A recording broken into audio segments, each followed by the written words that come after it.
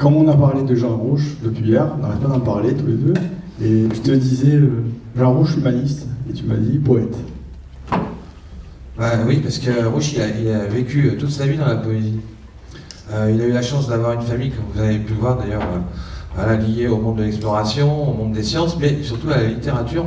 Et, il avait des oncles, un père qui étaient des écrivains aussi, des écrivains voyageurs. Jules Rouch, je crois qu'il a fait 60 à 80 bouquins sur les voyages, la météorologie, la géologie, la Méditerranée. Il adorait la Méditerranée, je crois qu'il doit y avoir 10 ou 12 livres. Et puis, il y avait la poésie. Et la poésie, ça c'était le côté vraiment que lui, il a développé avec ses cousins. Et ils étaient en quelque sorte les fans, le club de fans d'André Breton dans les années fin 30, entre 35 et la guerre. Et Rouch, c'était le plus jeune de la fratrie, de toute cette famille. Et il allait donc avec ses cousins sur le boulevard Montparnasse, et là il rencontrait Dali, ils ont rencontré Picasso, Coquelet. Enfin. Et donc il y avait chez lui déjà le monde des arts, le monde de la poésie, la littérature, les sciences, donc un homme complet quoi, quelque part, et le cinéma. Car à un moment il dit que il découvre Nanook avec son père en 1923, né en 17. Un jeune spectateur. Et Nanook, c'est le premier film en ethnofiction, considéré comme ça dans l'histoire du cinéma. Donc il va être très très influencé par ce film. Il y en aura d'autres, de Flaherty dont on parlait hier. Il y a L'Homme d'Aran qui tourne en Irlande, qui est une merveille de cinéma. Et Jean donc va faire ça, mais surtout ce qui va se passer, c'est qu'il va avoir une chance incroyable, c'est de croiser Robert Flaherty lors d'un voyage à Paris dans les années 30, parce que un de ses cousins était critique de cinéma. Donc on tombe pas dans le cinéma comme ça par hasard. C'est ça que je veux dire. C'est que tout au long de ce film, on a voulu démontrer le fleuve, l'eau, les pirogues, les navires, c'est le pourquoi pas, et là, la grande Abara, parce que la pirogue s'appelle Abara, et c'est comme ça qu'il avait repris le nom en 47 par rapport à ses pirogues. Et puis, il y a un destin, quoi. Il y a un point de départ, et après, c'est du zéro à l'infini. C'est ça qui est génial, quoi. C'est ça la vie aussi qu'on cherche à mener, en tout cas. Et on voit, donc, c'est le précurseur de l'ethnofiction, c'est ce qu'on dit, et en fait... Côté français, Voilà. Et le premier, ce que je disais, c'est Robert Flaherty dans les années 20. Et il ne se cache pas sur le matériel utilisé pour faire un film, parce qu'à un moment donné, il y a l'histoire du micro, etc. Parle-en un petit peu de ça. Oui, comme il dit, Moussa, pour un film, on sait que c'est une caméra et un micro. Mais Rouch, la technique le fascinait. C'était un ingénieur des travaux, des TP, des ponts et chaussées, et c'est quelqu'un qui a toujours été un immense bricoleur en électronique, que ce soit les caméras, les projecteurs, les Nagra. Pour la petite histoire, sachez que c'est l'un des principaux penseurs avec Kudelski, l'inventeur du Nagra, du son synchrone. C'est-à-dire que tous les opérateurs, reporters de l'ORTF, je crois à partir de 61, 62, tu me diras, Rémi, si j'ai des bêtises, mais en gros c'est à peu près ces années-là, ils sont partis avec des Nagra quartzés.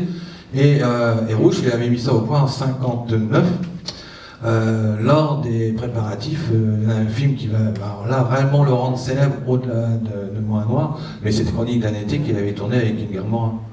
Qui montre aussi son éclectisme, qui montre aussi que ce type, il était capable de sortir une caisse à outils, de réparer une 2 chevaux, ça il le faisait, comme de réparer un Nagra, de relancer un projecteur 16 double bande, et de l'autre côté, de faire de la poésie. Et à ça avec ses copains aussi. Parce que ce qui était aussi très très important dans la vie de Rouch, et ça j'ai eu cette chance extraordinaire d'en faire partie pendant pas mal d'années, c'est l'amitié. Une fois qu'il t'avait adopté, tu ne lâchais plus. Alors ça pouvait être assez lourd, il y a des moments. Mais néanmoins, il y avait une confiance énorme. Donc c'est aussi un clin d'œil en hommage, quoi, le film. Est-ce que vous avez des questions? Parce que moi je peux lui en poser pendant des années. Merci. D'abord un grand merci pour avoir sélectionné ce film dans le festival du M'Explore. Je crois qu'on a eu un très grand moment d'histoire du cinéma. Ce que j'ai trouvé extraordinaire, c'est ce parti pris de faire s'exprimer sur Jean Rouch des Africains, des chercheurs africains, des cinéastes africains. Et je crois que là, c'est relativement rare. J'ai trouvé aussi le texte magnifique. Alors, j'ai deux questions. Est-ce que Jean Rouch a connu Jean Painlevé? Et comment les maîtres fous est-il regardé aujourd'hui par les chercheurs? Deux questions importantes, parce qu'effectivement, Jean Painlevé, bah oui, ils se sont rencontrés, et ensemble, quelque part, ils vont être à l'origine d'une unité au CNRS qui s'appelait le CERDAM, au tout début, qui est donc un service cinématographique. C'était Rouch et Jean Painlevé qui en sont à l'origine, avec Jean-Michel Arnold, qui a dirigé l'unité donc du CERDAF, qui est aujourd'hui le CNRS Images, et qui est coproducteur du film. Ensuite, concernant Les Maîtres Fous, c'est un film problématique, hein, c'est un film qui dérange. Encore tout à l'heure, j'ai entendu « Ouh, voilà, ça réagit ». On reste pas indemne devant des images comme ça. À Niamey, jusqu'en 2020, on projetait le film au centre culturel. Hein. Ah oui, pour la petite histoire, le centre culturel Jean Rouch n'existe plus depuis 15 jours. Il porte le nom d'Omar Ganda. Non, Alassane. Qui est aussi un cinéaste. Et oui, tout à fait. Il était filmé depuis 1 an, et puis voilà, là il a été débaptisé. Et il est uniquement nigérien maintenant. Il n'y a plus de centre franco-culturel. Donc, Les Maîtres Fous, on le projetait au Franco, comme on disait à Niamey. On le projetait de temps en temps à La Bordée, qui est le quartier de Namorezika, hein, le premier Nigérien que Rouch rencontre en 41, début 42. Ensuite, c'est un film qui, comme le dit Antoinette, hein, ses étudiants, ils sortent. Beaucoup sortent. Mais ceci dit, pour la petite histoire, l'année dernière, je l'ai projeté à un Sorbonne Nouvelle, là, au département cinéma. Hein, il y a eu au moins 4 ou 5 personnes qui sont parties. Parce qu'en fin de compte, c'est une réalité qui est très dure à voir. Et sachez que là, ok, on a des images qui ont été tournées donc en 54. Les rituels donc des Aouka, ça a toujours lieu.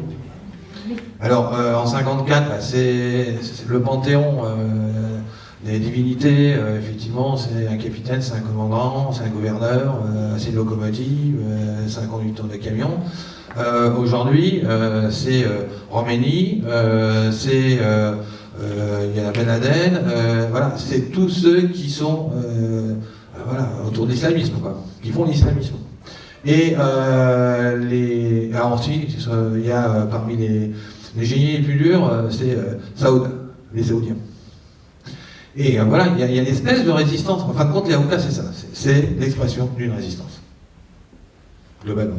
Et cette résistance, elle évolue en fonction des circonstances.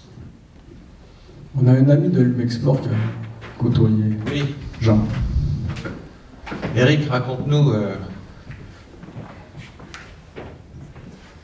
Oui, effectivement, moi j'ai eu la chance de rencontrer Jean Rouch. C'était à l'occasion de l'attribution en 79 de la dotation Renault Les Routes du Monde. Une dotation qui était fort sympathique puisqu'on donnait à des jeunes la possibilité de faire un voyage d'exploration en leur offrant une 4L. Et cette dotation s'accompagnait aussi d'un stage de mécanique à Billancourt. On a appris à démonter entièrement une 4L, enfin un peu de choses près, mais aussi d'un stage cinéma. Et qui s'est occupé justement de ce stage, c'était Jean Rouch, qui nous a donc accueillis. Alors on était impressionnés bien sûr, puis on a découvert un personnage d'une extraordinaire simplicité, très paternaliste, et qui nous a expliqué comment on utilisait une caméra. Bon, enfin c'est pas les caméras d'aujourd'hui, hein.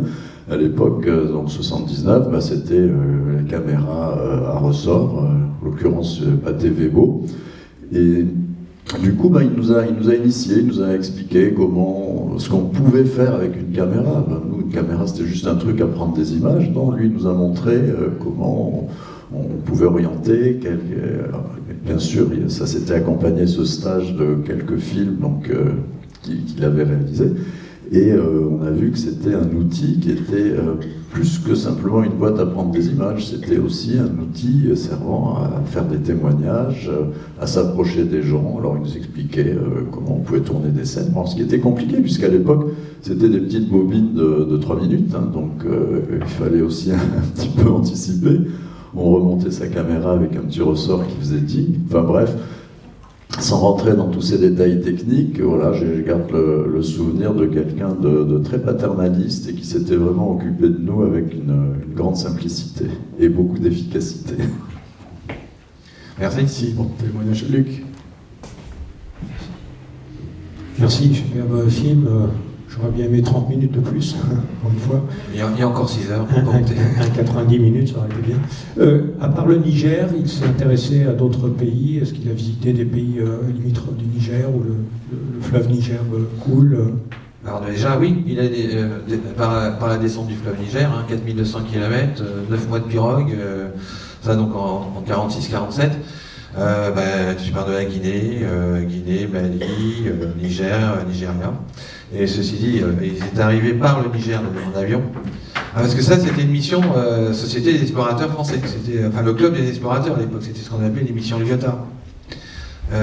Et donc, Rouch, ils sont arrivés à Niamey en avion et à pied, à cheval, en voiture, en camion, enfin ce qu'ils pouvaient trouver, ils ont traversé ce qu'on appelait la Haute-Volta à l'époque pour rejoindre la Guinée.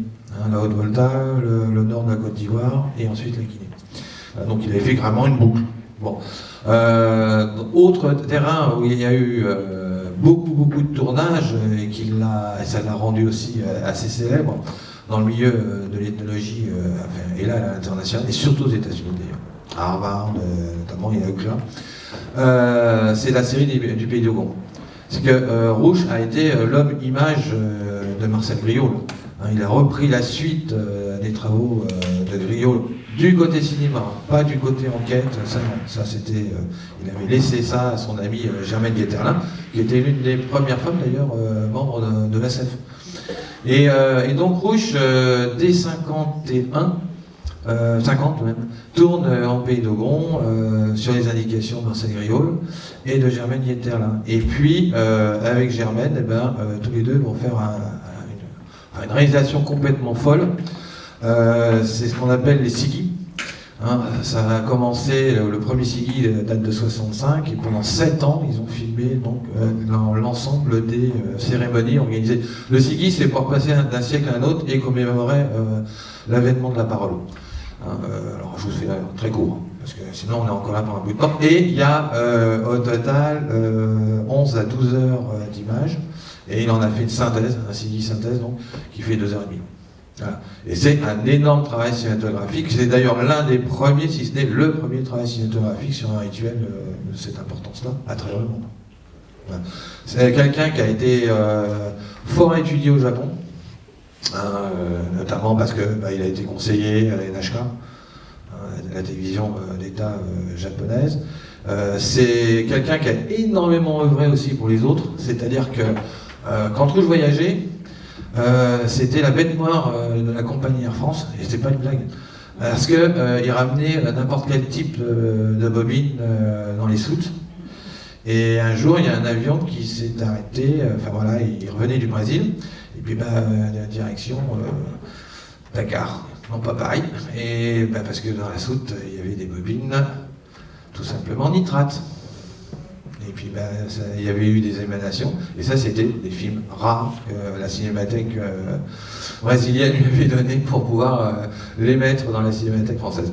Voilà, mais bon, ça est resté à Dakar, puis après c'est venu en bateau. Voilà, ça c'était Rouch. Et il a fait découvrir des tonnes et des tonnes et des tonnes de cinéastes, aussi bien australiens, américains, brésiliens, japonais, les Russes aussi. Non, c'est quelqu'un qui était à l'écoute du monde, et qui poétisait le monde. Voilà, je crois que là, c'est vraiment un vrai poète. Des questions?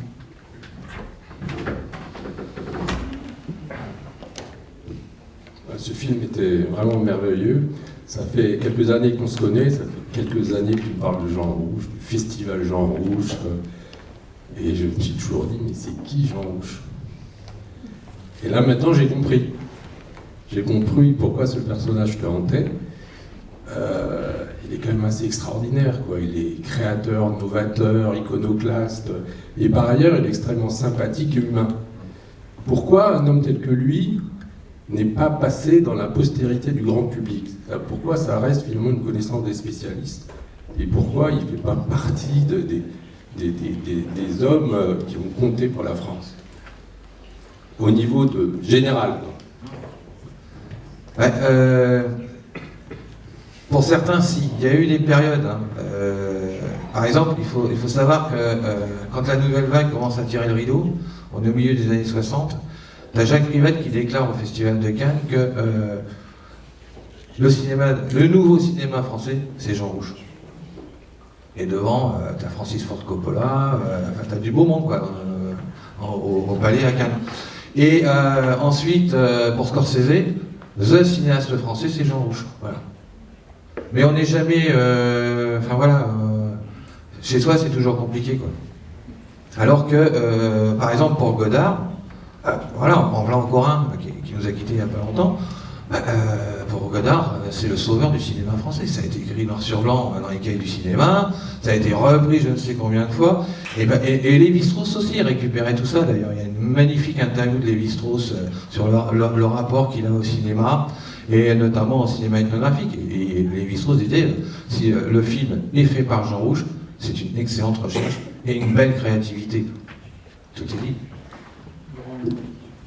Et on n'a pas parlé de Michel Léris. Je pense qu'il devait être très, très influencé par l'œuvre de Léris. Autant ce qu'il a fait en Afrique, le voyage avec Griol, parce qu'il y avait une rivalité. Et tout ce qu'il a fait sur les trans, enfin tout ce qu'il a fait quand il écrit l'Afrique fantôme. Et voilà, c'est tout ce que je voulais savoir. Je pense qu'il a été influencé. Ou peut-être il a connu aussi, peut-être. Oui, ils sont connus, tout à fait. Ils sont connus au travers d'une autre société, qui était la Société des Africanistes, au Musée de l'Homme. Et donc, voilà, et puis le bureau de Léris, pour vous donner la géographie, au Musée de l'Homme, le bureau de Rouch, là où on le voit dans les marches, en train de discuter devant les boîtes vertes, donc ça c'était le comité du film. C'était une espèce de caverne d'Ali Baba que Rouch avait retravaillé avec des architectes d'intérieur argentins et des charpentiers de marine d'ailleurs. Et là, il y avait une salle de montage, il y avait la salle de projection, stockage, le bureau, et en gros, on mettait 15 à 20 personnes dans tout ça. C'était hors norme. C'est pas grave, mais on est tous vivants. Et plus des centaines et des centaines de kilos de films. Bon, et juste au-dessus, c'était le bureau de Léris. Et évidemment, quand Rouch faisait ses enregistrements de commentaires et autres, il y avait Léris qui descendait et qui demandait d'arrêter tout ça, parce qu'elle ne pouvait pas écrire. Donc la relation n'était pas toujours excellente. Ensuite, l'autre point, c'est que Rouch, bon voilà, son directeur des thèses, c'était Marcel Griol. Griol ayant été, oui, un peu attaqué, et même sérieusement attaqué par Michel Léris dans l'Afrique fantôme, voilà, il y avait un petit différent, quoi. Mais néanmoins, pour Rouch, l'Afrique fantôme est le plus beau roman ethnographique qui soit. Alors, Laurent, qui est Jean Rouch à vie, comme l'histoire de la piscine, comment tu fais vivre la pensée? C'était un peu la question de notre ami là-bas, de Jean Rouch. Comment tu mets en scène pour les amis de l'Humexplore qui voudraient te suivre et suivre encore Jean Rouch? Chaque année, il y a un festival à Paris, le Festival international Jean Rouch. Alors évidemment, on passe pas tous les ans du Jean Rouch quand même s'il a fait 160 films. Hein. C'est une des plus grosses filmographies aussi, c'est ça qui est incroyable, très éclectique. Mais néanmoins, il y a un festival qui porte son nom, il y a un grand prix, hein, le grand prix Nanook Jean Rouch, qui est d'ailleurs doté par le CNRS. Il y a parfois des hors-les-murs. Cette année, tiens par exemple, voilà, à Marseille, au Mucem, on a projeté Les Maîtres Fous. Parce que j'ai monté toute une programmation à partir de Rouge et les jeunes cinéastes après qu'on allait retrouver dans la nouvelle vague, voilà, notamment les René, les marqueurs, les gens comme ça. Et donc en toute une journée, je dirais l'attrait du documentaire auprès des cinéastes qui allaient faire le cinéma de demain. Pour l'époque. Sinon, on rêve toujours de faire un site internet Jean Rouge. Après, c'est compliqué. Vous savez, en fin de compte, il ne faut pas avoir d'héritier. Il faut tout laisser à l'État, à la BNF, au CNC, et au moins là, on peut travailler, etc. Donc il y a toujours quelques petites complications, mais bon, c'est un rajout. Et puis aussi, 2027, il y a un très très gros projet à partir de son œuvre, parce que, comme vous avez pu le remarquer dans le film, son premier film il date de 1947. Et donc 2027, ça sera les 80 ans, les 80 ans de Au pays des mages d'or, le premier film de Rouge, qui a quand même été aussi en lien avec, ça on ne l'a pas dit dans le film, mais avec André Leroi-Gourhan, qui était un membre aussi de la CEF, et qui était un des principaux défenseurs du cinéma documentaire ethnographique au Musée de l'Homme. Ça, c'est vrai que c'est aussi une personne dont on parle peu, mais voilà. Et donc en 2027, il y a ce projet de gros colloque au Collège de France. On a les chevilles qui gonflent. Hein, Bon, je pense qu'on peut encore l'applaudir pour tout ce travail. Merci à vous.